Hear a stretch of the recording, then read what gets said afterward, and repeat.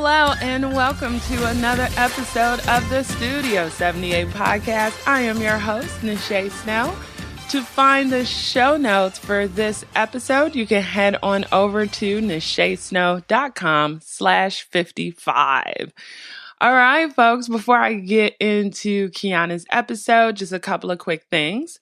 First thing first, there will not be an episode next week. Sorry. It's not the end of season 2 yet, but I just need a couple of weeks to work on a branding series for you guys.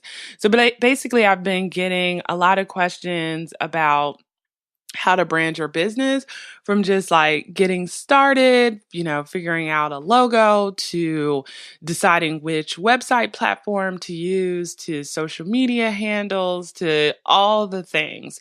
And so basically, I'm going to have 3 to 4 episodes dedicated to every single thing that you need to consider. I'm going to have a workbook for you to download to go along with the episodes.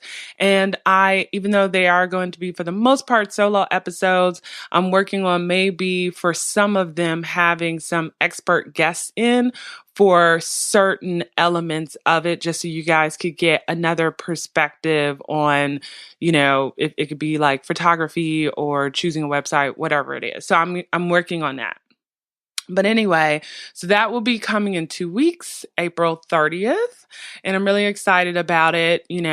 After polling some folks, it seems like there's really this kind of need and hunger for figuring out how to either make your existing brand better or just creating a brand in general. So I'm going to give you all the things. So if you have any questions beforehand, just send them to me and I will make sure that I include, an answer in one of the episodes.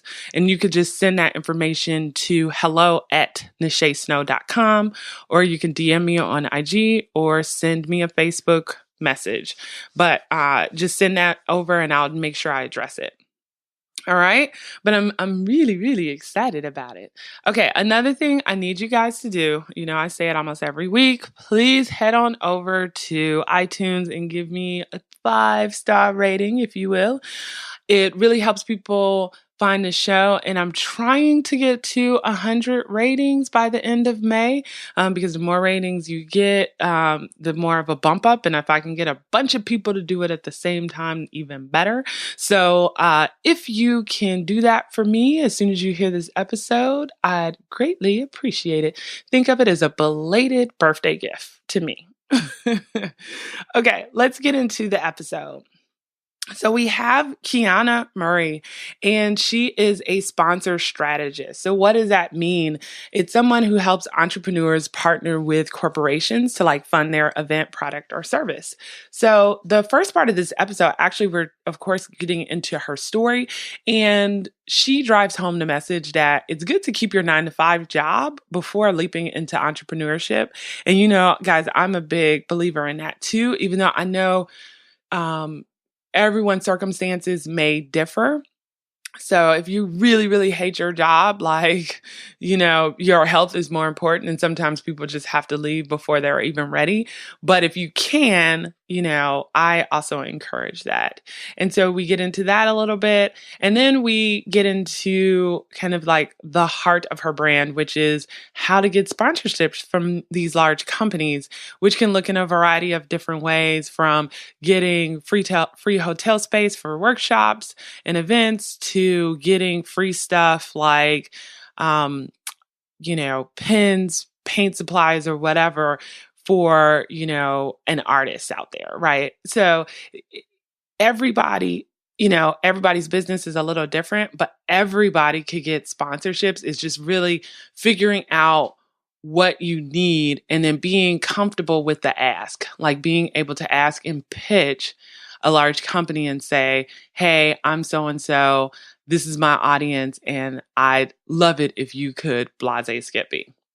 And so she gives us some practical tips to do that and things to keep in mind. And I'm stoked, I'm ready to kind of use it this summer for some of the things that I have in mind, like a networking event, in the DC area. So she got me charged up and I already went through her mini course. So pretty cool. Anyway, let's get right into her episode. Here's Kiana. Hello, everyone. We have Kiana on the podcast. Welcome, Kiana. Thank you. Thank you so much for having me. Absolutely. Before we get into your business, can you just tell the listeners a little bit about your background?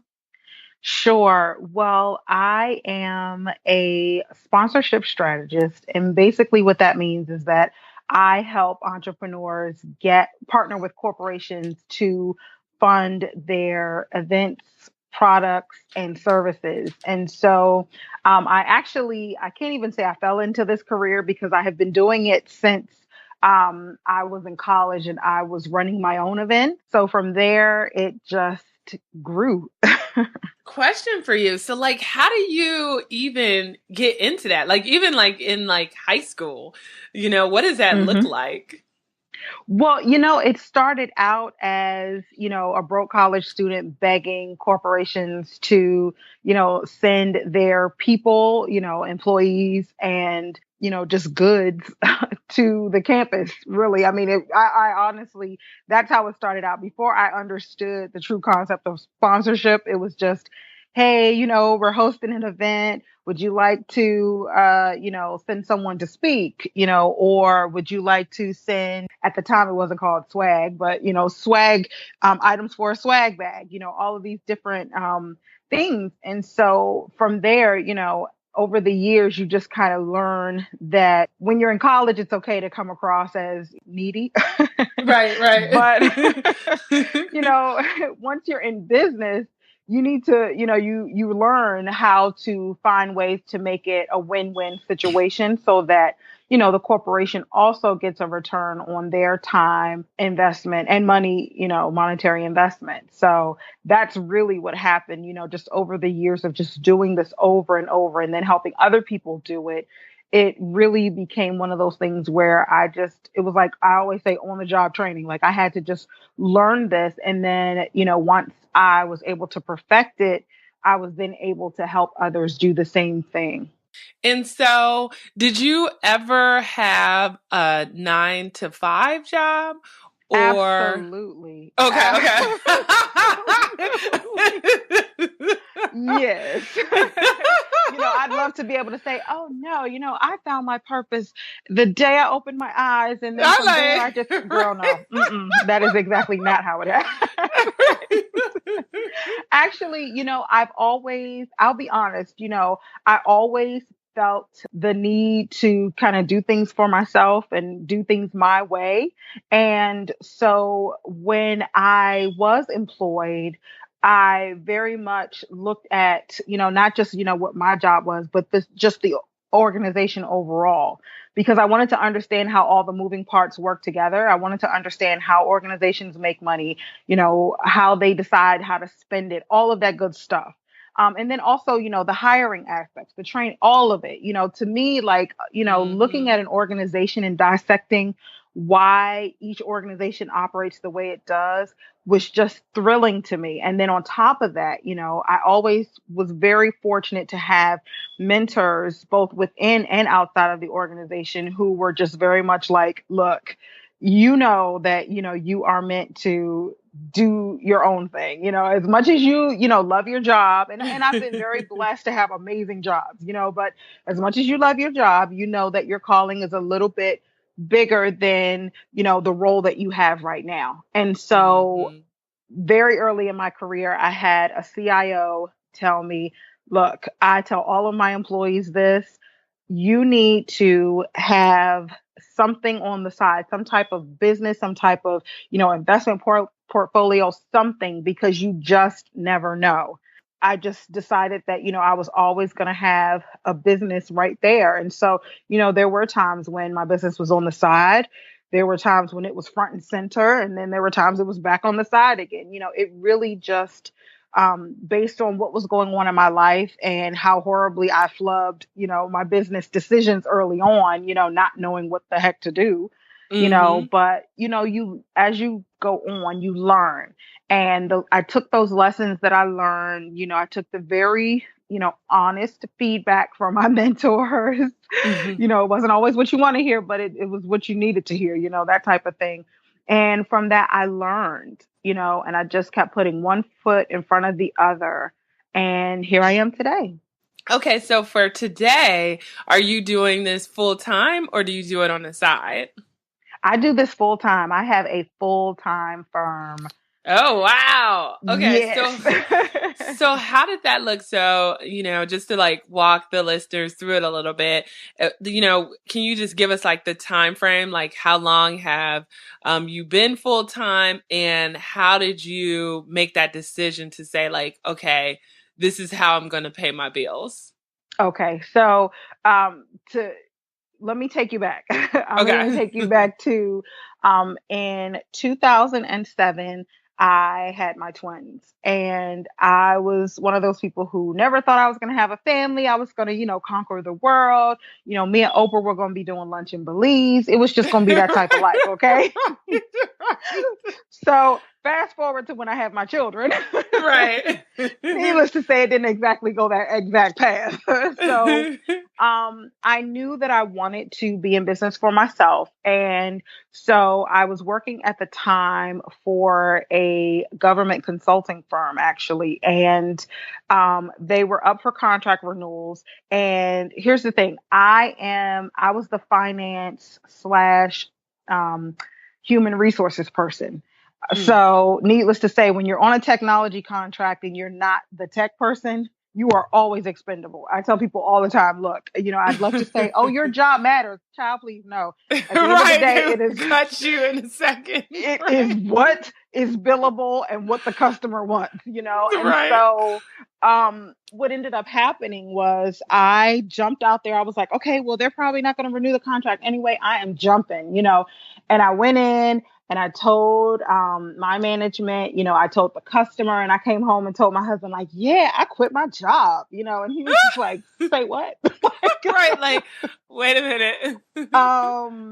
We should have probably discussed this before. And I was like, and like in hindsight, yeah, but I was just like so amped up because I was just going to be the next Oprah, and Right. nobody could stop me. And so fast forward, the business tanked horribly.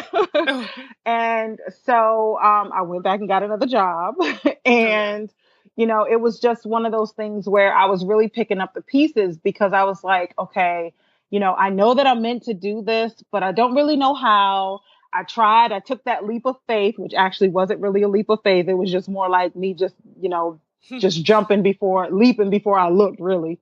And Right. so, yeah, so I got a job, and then I decided I was going to build my business my way. I was not going to try to look around and see what everybody else was doing. I was just going to be that person who was just like completely raw, completely honest. And, from there, I just won step by step, and I was very successful. I built a government consulting firm, very successful with that.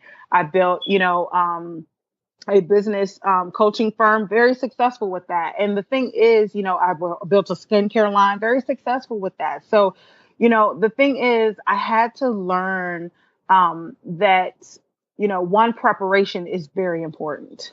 A lot Hmm. of times, those of us in business kind of make people feel if you're in a job, you're not living to your higher purpose. But guess what? If they aren't in a job, I couldn't hire them to help my business run. So keep that job. Right. And so I say this to say that it's just been a learning experience and a process for me. And I was very fortunate that I was able in three of my very high visibility positions, I was able to negotiate into a contracting relationship with the companies instead of staying on as employees. So that was amazing Mm, because when you're good at what you do, you become in demand. And so I was right. able to do that. And by doing that, it allowed me to still keep up those same skills while Mm. still running my business. So it's been amazing. So when you decided to, start your business full time, like what are some of the things that you did differently from the first time you started and it didn't quite work out? Whew, let me tell you something. Everything. So first things first, I had to get out of this pattern of feeling like I had to keep learning because, and by that, I don't mean that, you shouldn't develop and learn, but I would allow myself to get sidetracked and take one course after another course after another course and never implement. And so Mm. I learned to, if I'm going to take a course or I'm going to take a training, because I take a lot of management trainings also, but if I take a training, then I need to give it some time and implement before I try to enroll myself in something else because I love learning. Mm-hmm. So it's easy for me to do that. Right. And then another thing that I did was I actually set up the foundation of my business. It was no longer about, okay, keeping everything all mixed up because it's easy when you're working a day job to not realize just how much money and time you're spending on your business. And so I kept Mm-hmm. everything separate. It was no more, working, on my employer's dime, no, Mm-hmm. I made sure that if I was working at lunchtime or before work or after work. Like I very much tried to stay in integrity with that because I was like, okay, what would I want my employees to do?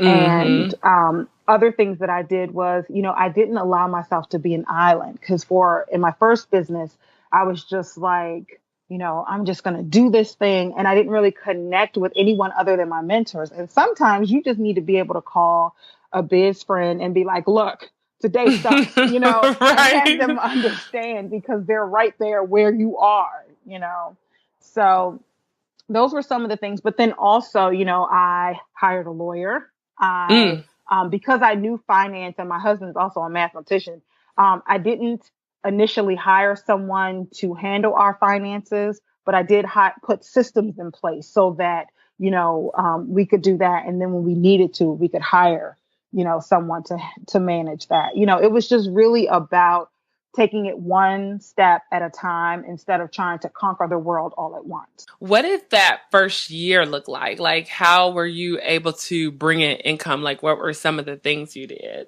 Well, first things first, I did not stop working full time until I had income. So let Mm. me just say that, Mm-hmm. I definitely had to be able to be making enough money that I could sustain my lifestyle. Because here's the thing, I like being able to go on trips. I like, if I see a cute lip gloss, being able to press the buy button. Like, I like that stuff. So I wanted to still be able to do that. And then also, what I did was that very first year, and I'll be honest, it was messy because, there were times when I was ready to make a decision.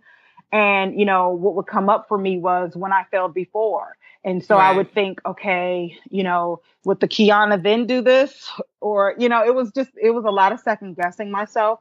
But what I did was I just decided that I was going to just be honest and put my whole me out there. Because in my Mm-hmm. first business, I very much played it like the same way that you are at work. At work, you have certain norms, you have a certain culture, there's a certain amount of professionalism people expect and, things like that.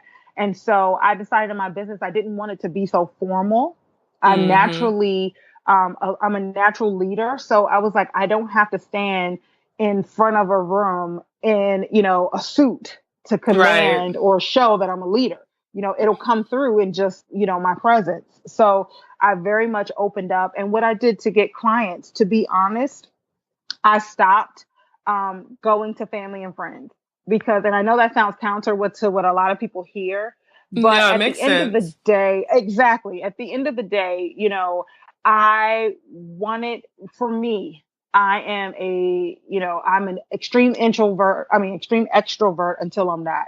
And so, with my family, it was like, and friends, I very much wanted them to see me as a business person and not see me Mm-hmm. as someone coming to peddle them to buy my stuff or enroll in my course or, because a lot of times they're not your ideal client anyway. So it doesn't really matter.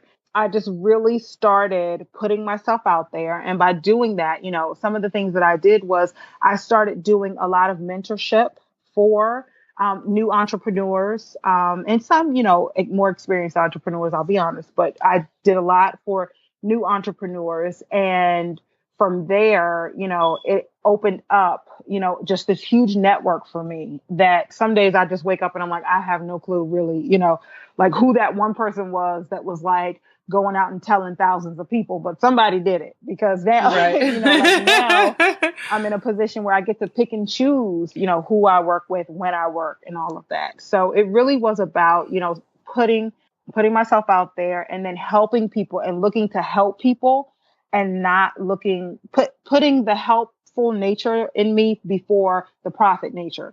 And, I know we're in business to make money, but sometimes you need to show up and show people what you have and who you are before you start Mm-hmm. asking them to write you a check. Right. Yeah, and it was interesting because I was just asking about the time frame because I try to like put out there to people too, like, and I've had people on the show where they're still like working full time, their 9 to 5 with a corporate career, but then they have like this full time business on the side, Mm-hmm. also making money. And then I Mm-hmm. have other folks that, they're like, nope, I want to do this full time. And my whole thing is like, it just all depends on timing, what's right for Yep. you. Yep. Everybody is a little different. There's no like Mm-hmm. this one size fit all for people. Exactly. Yeah. Exactly. And it depends on, your priorities. Before I had my children, when I had a business, in graduate school with, one of my classmates. And when we had with that business, we were able to work around the clock because so Mm, what, we worked all day, but, there were no husbands, there were no kids, there were no, it was just right. us. And, we were hanging together anyway, going shopping, hanging out. So why not run a business, Right. but when you have other things that happen, and that's why I always tell people, you need to start and run the business that you are meant to run, because Hmm. it's like now, today I have no desire to be Oprah. Like I don't want to spend, you know, 40, 50 hours a week in meetings. Like I just don't want to do that. Right. And so, things change and it's okay. And you need to be okay with allowing yourself to evolve and change. Right. Yeah, I agree. Now, I wanted to get too into like your sponsorship mini course and then just like break it down to folks. So, some of the listeners out there, a lot of them are like creative entrepreneurs, right? Yes. And Yes. so maybe they haven't even thought about getting sponsorships or even knowing like what that would look like for their Mm-hmm. business. Mm-hmm. So, Mm-hmm. I was just wondering if you could kind of break that down and maybe give some examples of how people have used sponsorships or gone Sure, about sure, getting them. Yeah. absolutely. Absolutely. So, first things first, remember that, you by nature, as someone who is a small business owner, you're on the front line. You are the person who is in your community, getting to know people. You're right there with customers and clients who, are telling you what it is they want and things like that. And a lot of times what a lot of entrepreneurs don't realize is these bigger corporations are spending millions to learn what you already know being on the front line. And Mm, so your job when it comes to sponsorship is to leverage your community so that, these corporations want to pay you to get in front of these people instead of having to pay, some research and development group to go out and figure out what the next product or service should be. mm, And so when you think about it that way, at the end of the day, every company wants to make money. Okay. And so by having an audience, even if it's just 500 people that are actively engaged, that are super loyal to a specific brand or product, those corporations want to know that. You want to know why? Because if they can get 500 people who are absolutely loyal to them, then the information that they learn by spending time in your community, they get to expand that. 500 becomes 5,000, becomes 500,000, becomes millions, you see? And mm-hmm. so your role is to show up and to be that person who facilitates that relationship so that they get what they want, which is ultimately to figure out what they're doing right and what they're doing wrong, to keep growing. And your role is to say, hey, if you want access to these people, look, I'm the gatekeeper. You got to come through Right. me, you know? And so that's really what the mini course and what sponsorship in general is about. Now, as far as the mini course goes, the mini course is basically to help you shift from your entrepreneur mind to your sponsorship seeker or sponsee mind. And the reason that you need to do that is because a lot of times when people first get into sponsorship, the first thing they think about is, oh, what can I get? You know, and that's really not the mindset you want. You want to be able to come and say, look, this is what I have to offer, and this is what I want for what I have to offer. And that's a totally different mindset. And then for some examples of like just the folks you've worked with. So like, let's say if, God, I'm trying to think of like a good example, but let's say if someone is like an artist, Mm-hmm. let's Mm-hmm. say they are watercolor artists, well known in the area, and they teach people also, like they have online courses, they sell their art, and maybe even Mm-hmm. doing speaking engagements on, how to make money as an artist. Right. What could sponsorship look like for them? Oh my gosh. So many things. First and foremost, you have to figure everybody's not going to, as I say, make it to the pros. Okay. So the people that they're teaching, not everybody that they're teaching is going to want to do this as a career. Many are going to just be hobbyists. So Mm-hmm. guess what? Hobbyists still need supplies, and what's to keep them from going to AC Moore or Michaels? You. Mm. You see what I'm saying? When you say, hey, Right. look, I go here because they have the best acrylic paint brands, Mm-hmm. you're teaching your people to look for that brand. So then guess what? Not only are you teaching them where to go to get it, but now you've got a brand. So now you're contacting that company and saying, hey, look, I only use your brand. Okay. I like your Mm-hmm. colors. I like the way they bleed on canvas. This is what we do. And I would like to partner with you and form a sponsorship, whereas you provide, maybe you're asking them for just the supplies, because I'm going to tell you, when it comes to a lot of artistic things, it's the supplies that can kill you. So maybe you're Right. just asking for them to provide a certain amount of paint for you.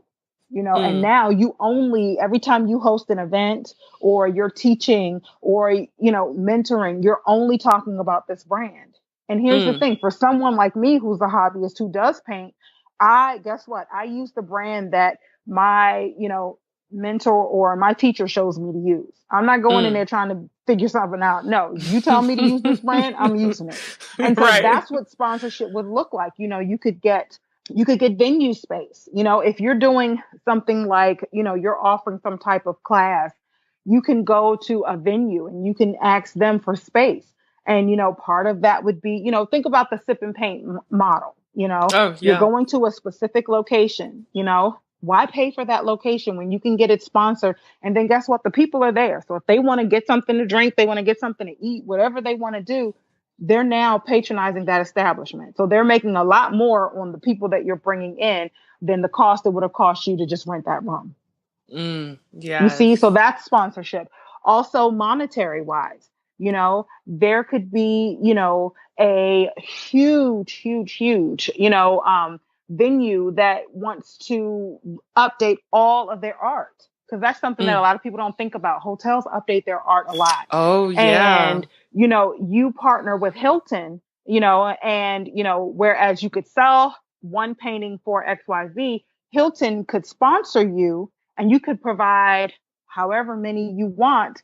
And then by their sponsorship, this is an annual thing. So it's not just they bought one of your paintings. They're deciding for the next 3 years, they're buying whatever you produce. Mm-hmm. You see, so there's so many opportunities in so many different ways. It really just becomes how you both can benefit from the relationship. Yeah. I mean, now I'm like, I need some sponsorships.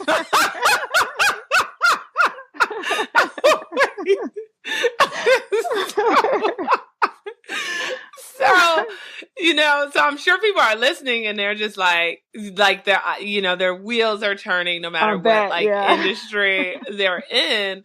But then they're like, but how do I do that? And Yeah. not giving away the kitchen sink because clearly you have a course about it. But what are Well, the some of course is the, free.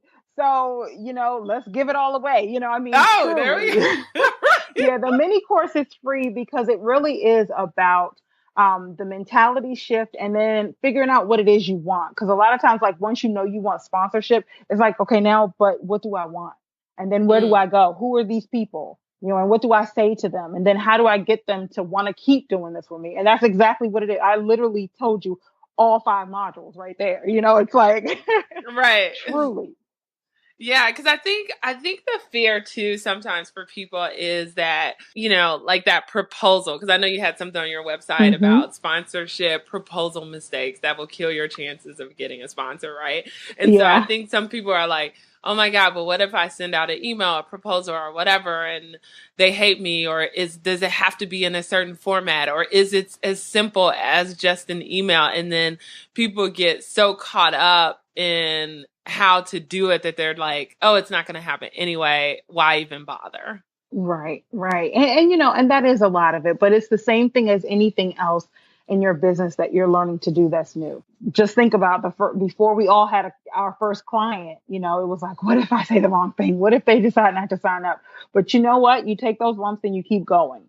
And you know, sponsorship is one of those areas where if you commit just a little bit of time, you know, each week to, you know, honing that skill, it will produce, oh my gosh, so much for you because it frees up your time because now you're not trading hours for dollar. You know, once you know, get your, and I always say, use this analogy, sponsorship is really like a snowball rolling downhill. Once you get that first sponsor, consider that like packing the ice. And then from there, you can always leverage that relationship with all your new potential sponsors. And a lot of times when one sponsor sees that another corporation has partnered with you, they're a lot more willing to also at least hear you out. And the thing Mm, is, the more you pitch, the better you're going to get because a lot of people, they're great, you know, at speaking, but you know, it's like, oh my gosh, what do I put on paper? Exactly what you would say to them in the meeting. Like you know, and mm, not only that, but I teach sponsorship in such a way that people understand that, you know, I don't ever tell you to come up with some kind of pitch or proposal before I tell you to talk to them. Because if you have the right conversation with a potential sponsor, they will pretty much do their own proposal and you just put everything for they said on you. paper and send it right back to them. You know, it really is. It really is one of those things that I encourage every entrepreneur to at least give some thought and consideration to because you never know when you want to host an event. You never know when you want to have an intensive, when you want to do a retreat. Heck, when you want to travel to speak and you just don't want to have to pay your own airfare. You know, it's Right. these type of things that, you know, sponsorship opens up for you. Yeah, no, I mean, it's funny. It all makes sense because, like, especially anybody in the entrepreneurial space, you see Hmm. this happening all the time, right? You see it on Hmm. Instagram all the time. Where Hmm. I forgot who it is, and they have a partnership with Alaska Air, right? Like that's Yeah. their, you know what I'm Yeah. saying? Yeah. But Yeah. it just started with that pitch, and I think sometimes people think it's out of reach, but really they just need to figure out who the right sponsors will be and then start to like reach out to Exactly. them, right? Yeah. Exactly. I've helped entrepreneurs who have had as few as 3 like followers in their social media accounts totally like get an event fully sponsored. And it's like, okay, you know, but like you said, it is about, you know, knowing who your right sponsors are. And this course helps you to go from, you know, choosing like deciding like picking, okay, this is who I think would be a good fit to like who really is going to be a good fit. No, I think that's great too. And I love to like your, even on your website, it's like pitching Fortune 500 companies too. Cause I think sometimes people think small, like, oh, well, let me Yeah. pitch my mom's friends, Yeah. cousins. And Yes. maybe they'll let me use the basement in the blah, blah, blah. Right. When but like you said, like these big companies really, even if you have a small audience, they want to partner with you. Absolutely they do. Absolutely. Like one of the things that I love is like I love going to hotels. Like That is like my thing. Like, even if I'm just staying one night, I love it. I like the art. I like the decor. I just love it. And I like that I don't have to pick up after any little people. So, I Right. love it. But one of the things that people don't realize when they look at these hotels and they see all these, oh, wow, they have all this conference space. They have this, they have that. Those are generally not booked out every single day of the year. So Mm. sometimes it could be, that your, retreat that you're planning, your 3-day retreat is right up their alley because it was just going to sit vacant anyway. It's these type of things that people really, I just like for entrepreneurs to just see all their options. And then I guess in return, like the hotel, for example, knows that you're gonna put on everywhere. I'm just gonna use like Hilton. Like Yep, Hilton is sponsoring this event, and every time you put something absolutely. out, like in the agreement, it's like Hilton will be on there. So it's almost Yep, as if they're paying for advertisement by yep, letting you use yep, their space for 3 days, right? So and that's cheap to exactly. them if they weren't gonna make any money anyway, like if Hmm. they couldn't book it out. So it's like a win-win. Absolutely. Interesting. And, let's take it a step further. A lot of times, we go places because, something else brought us there. So a lot of Right. the hotels that have become my favorites have become my favorites because I attended some type of conference or retreat there and I was like, okay, yeah, I'm coming back. Like this is so And beautiful. Yeah. exactly, exactly. So, a lot of times what sponsorship is they're investing in their future return on investment through you.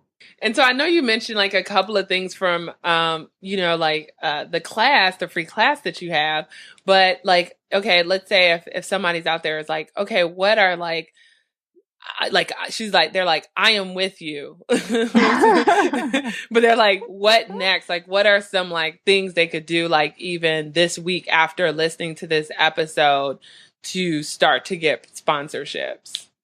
The first and best thing you can always start with is to inventory your business. I want and this is something you do, whether it's for sponsorship or whether it's just to market and PR yourself.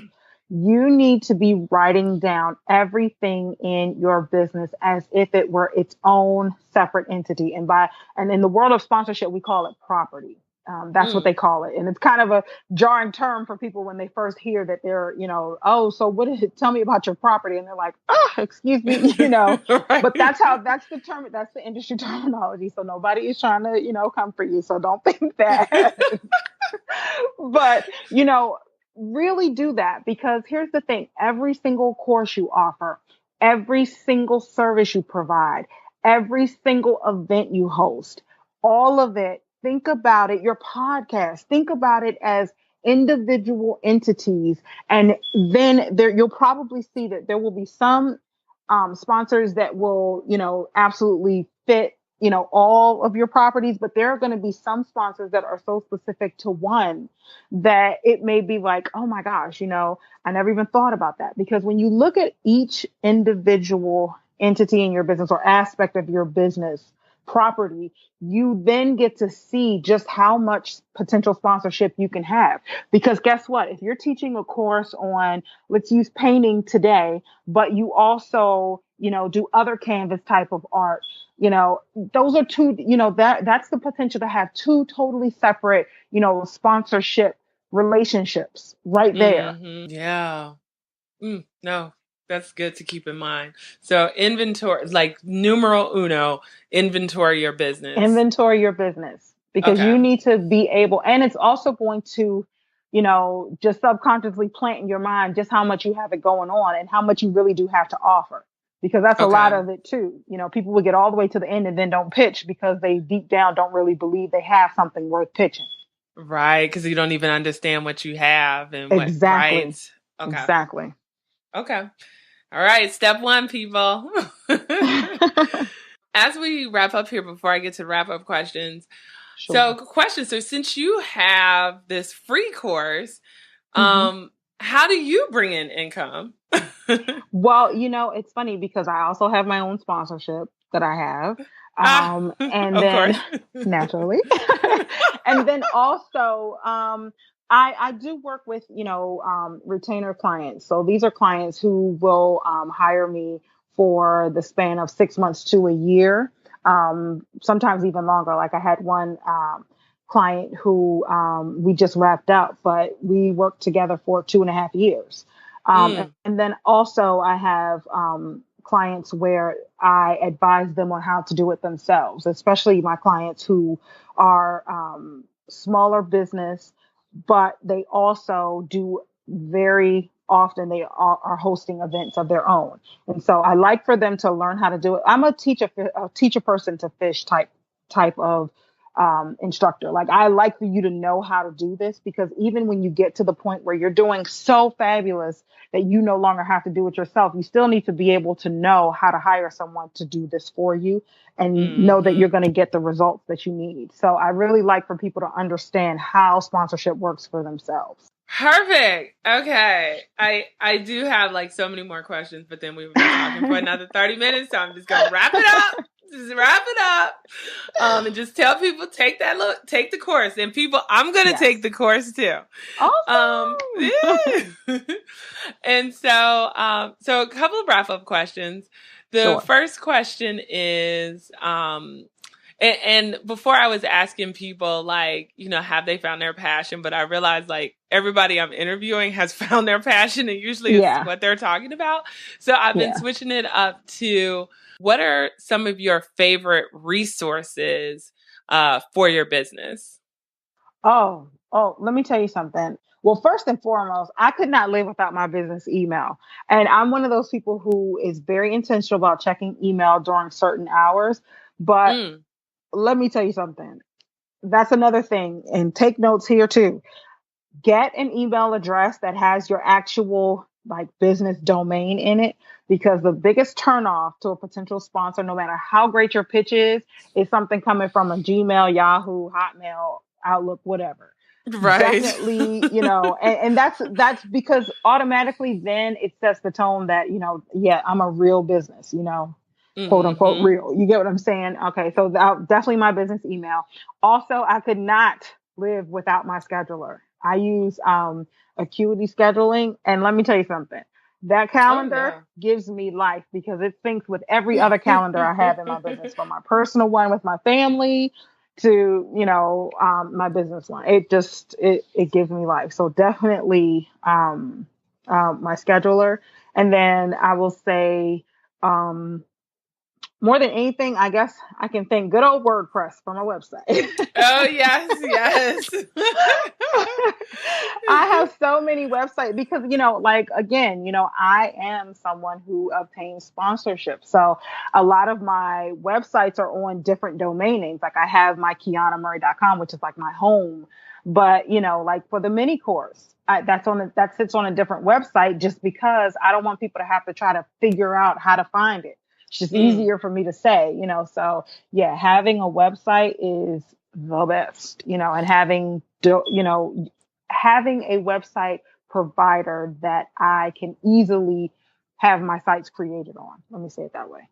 No, I think that's great advice. And then also for the people out there, as far as like your business email, like I feel like Google makes it super easy to do too, just in case like Mm-hmm. you going through your host or whatever, you find it Yep. too difficult. You just go to the little Exactly. G Suite Yes. and Google will set Right? you up. Yes. And everything is all Yes. synced in, and you're going to I'm use telling like you. Google Docs and Google Spreads and everything else I'm telling you. anyway. So, yeah. I'm telling you. I'm telling you. It is money well spent. Yes. And then what is one thing that you can't live without? It can be anything, tech, makeup, food, like person, Oh, anything. oh, this is hard. Oh my gosh. The one thing I can't live without. Okay, Yes. I am a wife and mom, so I would love to say my family, and that's true, but I'm not going to count that because that's like an easy answer. That's But it. Right. It's a giveaway. It's a giveaway. That's an automatic. right. Let me tell you something. I could not live without my bed. Let me tell Oh. you, I tell people all the time, if ever, God forbid, our house, and we've lived through a house fire before, but if the house goes up, hey, y'all are mobile now. I need y'all to get out because I got to get this mattress. Like, look. My bed is so comfortable, and I don't even know what brand it is, but we bought it, a few years ago. And I mean, it was like love at first sight, like truly, like, and for someone, when you have a family and you're running a business, it could be, very often that, especially when things get busy, you just spend a few hours sleeping, and I'd like to say that, that doesn't happen, but let's be real, it does. And, Right. so it's good when those few hours are on something that you absolutely love. Like I look forward to getting home to my bed when I travel. It makes a huge difference because Yes. even my husband and I, like before we moved into this house, we had like a queen bed, and it was something Mm-hmm. about that mattress that was amazing. But the mattress Mm-hmm. we have now, because we like upgraded to the king, Ah, see? but you know what? But it wasn't as good as that queen. Oh You know what no. I'm saying? Like the Yeah. queen, it was just like it was something about that brand and the style I'm or telling whatever you. where it was just like sleeping on pillows. This Yes. mattress isn't bad, but it's not the same. So I See, totally I'm get it when telling you find, you. yeah, You don't know what you have until it's gone. exactly, exactly. But this is perfect. Can you just tell the listeners where to find you, your social media handle, Sure. your web address, and your course information too? Sure, sure. So online everywhere. I am either Kiana Murray or Kiana T. Murray. Believe it or Mm. not, there is another Kiana Murray, and she happens to be my husband's cousin, which is hilarious. But Oh, yes, you need to tell her, be like, give me those handles. right. So, but no, Kiana Murray, anywhere and everywhere online. That's my website. That's my Twitter. I'm on Instagram. I'm Kiana T Murray. So that is one place I'm Kiana T Murray. But yeah, so it's either Kiana Murray or Kiana T Murray. For the mini course, you can just go to www or just type in sponsorshipminicourse.com. Super simple. Sponsorshipminicourse.com. Perfect. Well, Kiana, this has been great. I feel motivated. I'm going to sign up for the Woo! course. Thank you so Awesome. much for coming on to the show. You're very welcome. Thank you so much for having me. I feel so honored, really. Good stuff, right? I expect everyone out there to get like at least one sponsor this year. I'm just saying. When I actually use her information to get a sponsor, I'll be sure to share it with you too, just to give you a little bit of motivation and let you know how I did it. But it's nothing to it but to do it. Just ask, right? Remember, you are going to hear from me in 2 weeks, no episode next week. And be prepared, be mentally prepared, especially if you are someone who is in this camp and you either are ready to start your website or brand your business in any kind of way. We're going to do this. So you've got 2 weeks to get ready. And even for your website, start thinking about your content right now and the different pages. So when we get into the series where you've chosen your web design and you're ready to take next steps, like you'll be ahead of the game. All right. But we are going to do this. May is going to be our month. Just saying. Okay. Be ready. All right. As always, if you can head on over to iTunes, YouTube, or Stitcher and give me a rating, that would be amazing, especially on iTunes, a 5-star rating. Also, iTunes, YouTube, if you can hit that subscribe button, that would be awesome. I think I mentioned last week on YouTube, I'm really trying to get up to 1,000 followers so I can qualify for their partnership program. That would be great. I know some of you have jumped over there and subscribed, but the rest of you who haven't, please head on over there because this summer I plan on posting more YouTube videos and maybe even getting into some vlogs. We'll see. Videos are like a lot of work, but but it's so much fun. I mean, it's fun to do, but it's just it takes a little bit of a while. But anyway, if you guys could do that, that would be amazing. And don't forget, if you have anything related to branding or entrepreneurship that you want me to address in this branding series, shoot me a note, hello@nachesnow.com, or, if it's easier for you, DM me on Instagram at Nache Snow, or go over to Facebook and then Studio 78 podcast over there, but send me a message over there and I will make sure that I fit it in somewhere. Because even if it doesn't necessarily fit into a specific episode, nice and neat, at the end, I'll have like a Q&A session. So everything that I didn't get to, I'll make sure I get to. All right. Okay, you guys. See you in a couple of weeks. Have an amazing morning, noon, and night. Take care. Bye.